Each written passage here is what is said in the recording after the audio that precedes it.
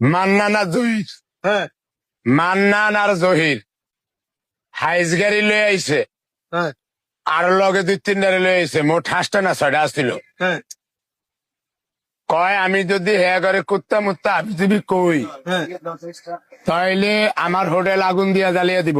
কে বলছে এই কথা?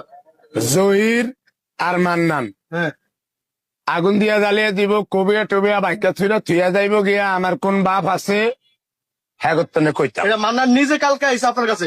জহির কইছে মান্নান কইছে নি? মান্নানের তো লগে আসলে মান্নানের তো জহিরের আনছে দোনো এক কোয়ালিটি কিন্তু জহিরে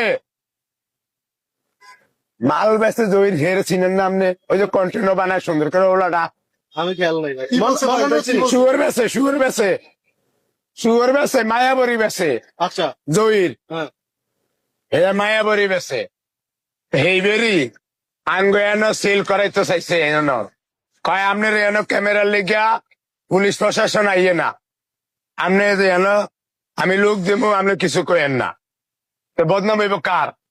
আমার না 100%। মানে আমি এই কথা 4 দিন ধরে ভাঙ্গে কই কি লিগা লিগা আমার সাইজ করবো।